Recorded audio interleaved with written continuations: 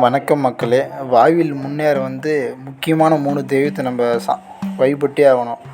முதல் தெய்வம் குலதெய்வம், 2வது தெய்வம் கிராம தெய்வம், கிராம தேவதை, 3வது நம்ம இஷ்ட தெய்வம். நம்மளாக பிடிச்சி இந்த சாமி எனக்கு பிடிச்சிருக்கு நம்ம வணங்குறது. குருவை மறந்தாலும் குல தெய்வத்தை மறக்காதே அப்படின்னு சொல்லுவாங்க. அது காரணம் குலதெய்வம் தான் நம்ம எந்த ஒரு சூழ்நிலையும் காப்பாற்றும் முதல்ல. 2வது கிராம தெய்வம். அந்த ஊர் கட்டுப்பாட்டு அந்த ஊரையே சுற்றி காவல் காக்கிறது அந்த கிராம தெய்வம் தான். கிராம தெய்வம் அருள் இருந்தால் தான் ஊரும் நல்லாயிருக்கும், எல்லோரும் நல்லா இருப்பாங்க.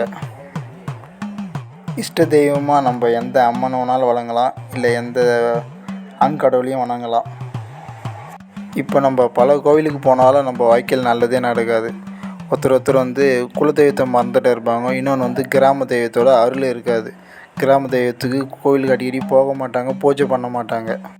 வெள்ளிக்கிழமை கிராம தெய்வத்துக்கு பூஜை பண்ணி அலங்காரம் பண்ணி சின்னதாக அம்மனுக்கு படையல்